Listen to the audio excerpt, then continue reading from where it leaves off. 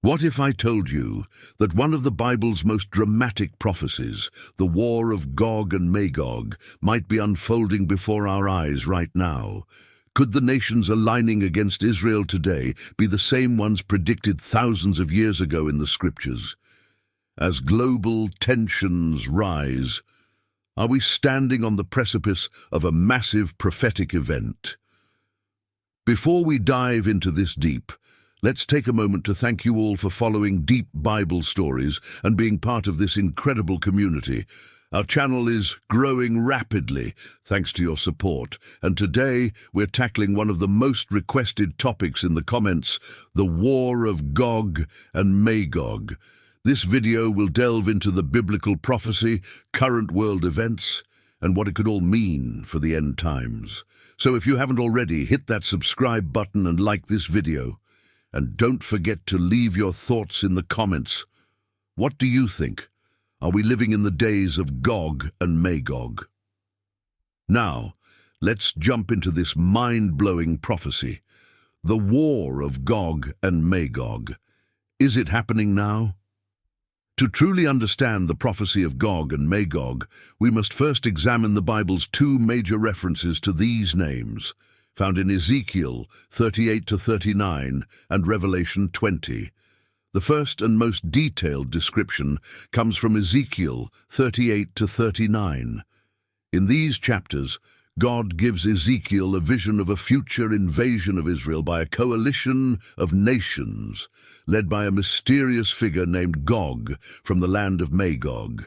Ezekiel prophesied that Gog, a military leader, would come from the far north to attack a peaceful and secure Israel.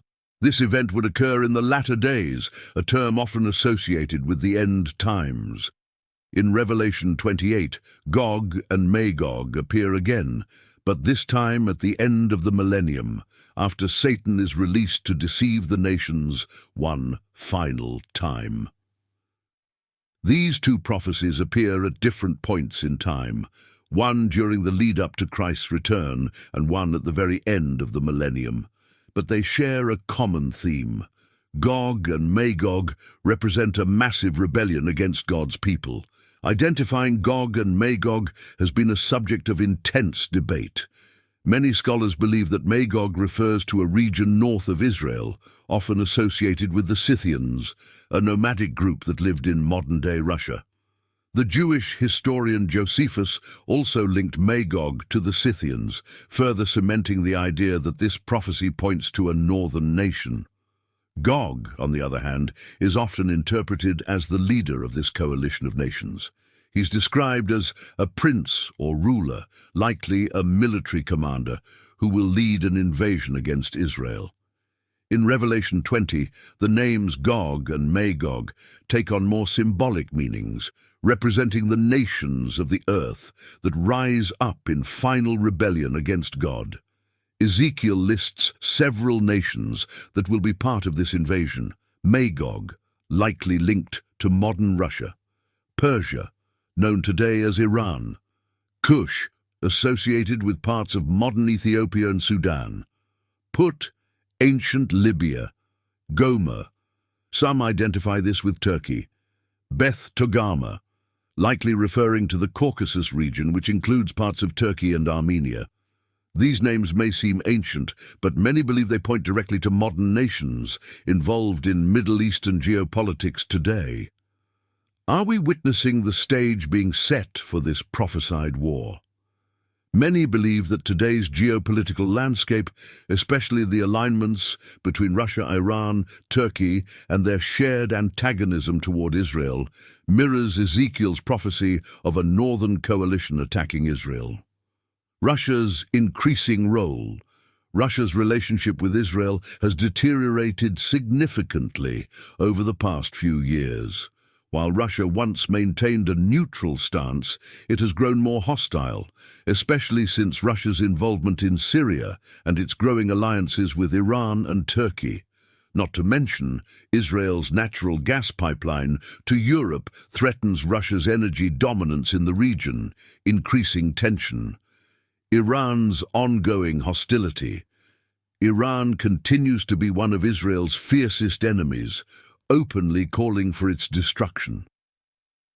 Iran has been building military outposts in Syria, just north of Israel, and supplying Hezbollah and other militant groups with weapons. Ezekiel's prophecy specifically mentions Persia, Iran, as one of the leading nations in the coalition that will invade Israel. Turkey's shifting allegiances. Under the leadership of President Erdogan, Turkey has distanced itself from its previous cooperation with Israel and has strengthened ties with Russia and Iran. Turkey, identified as Beth Togarmah in Ezekiel's prophecy, has taken a more active role in Middle Eastern conflicts, increasing its military presence in Syria and Libya, further aligning with the very nations that are prophesied to rise against Israel.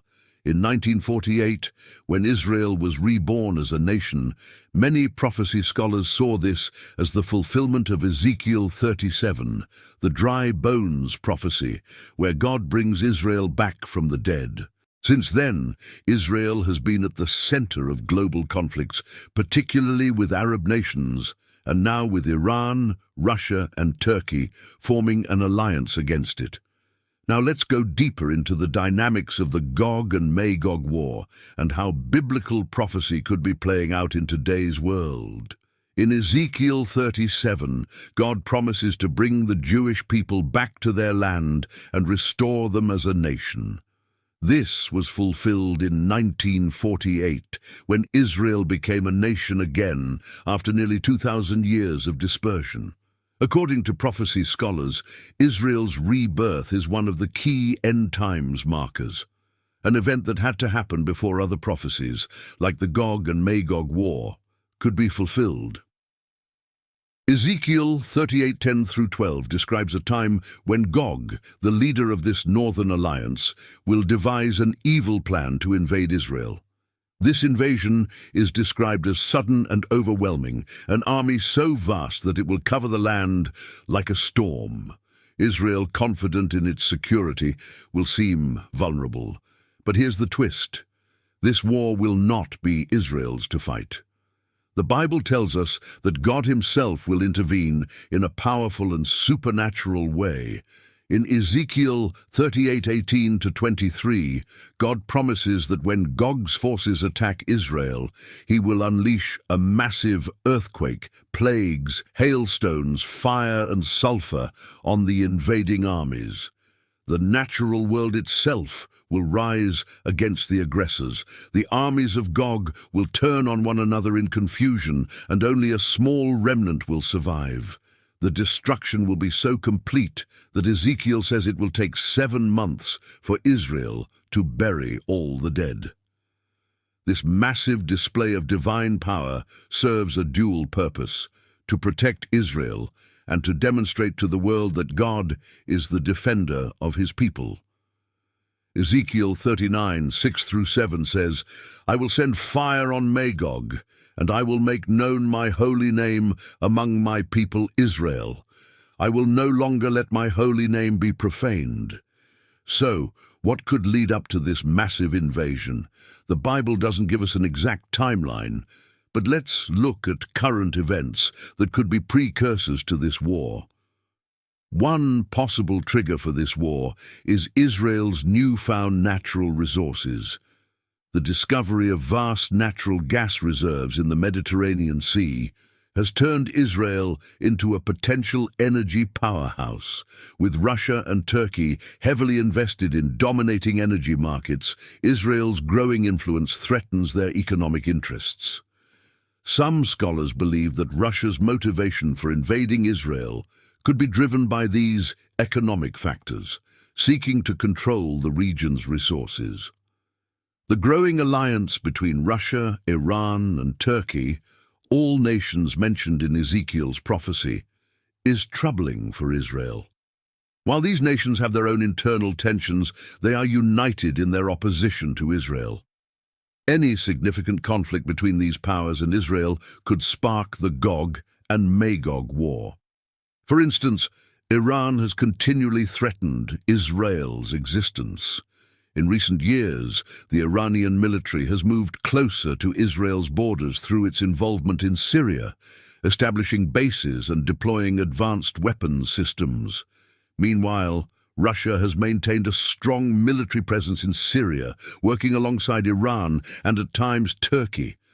Could the Gog and Magog war happen before the rapture of the church? Some theologians believe that the rapture, where believers are taken to heaven before the Great Tribulation, may coincide with or precede the Gog and Magog war. This war could be the catalyst for the rise of the Antichrist, who will broker a false peace with Israel, only to betray them later. In addition to the geopolitical developments, there are several signs of the times that align with biblical prophecy. In the book of Revelation, the Bible tells us that the events of the last days will be witnessed by the whole world. In the past, this would have seemed impossible, but today, with global technology, the prophecy can be fulfilled. Smartphones, social media, and satellite broadcasting allow real-time coverage of major events.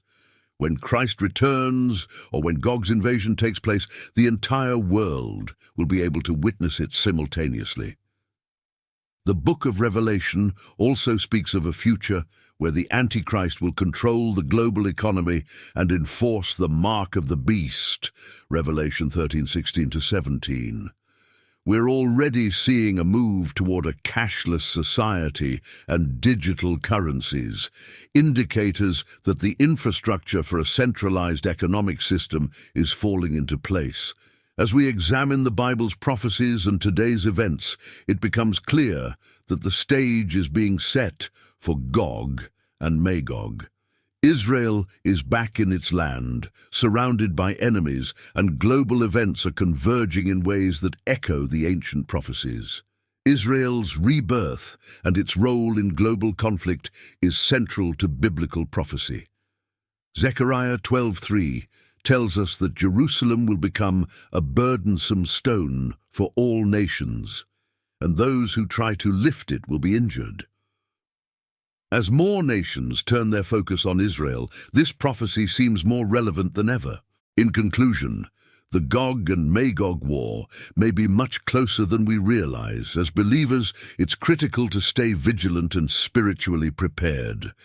Though we don't know the exact timing, the Bible makes it clear that these events will unfold according to God's plan, and Christ's victory is certain. If you enjoyed this video and learned something new, be sure to like it, share it, and subscribe for more insights on end times prophecy. Let us know in the comments, do you think we're seeing the prophecy of Gog and Magog come to life? Don't forget to check out our other videos on end times and prophetic events.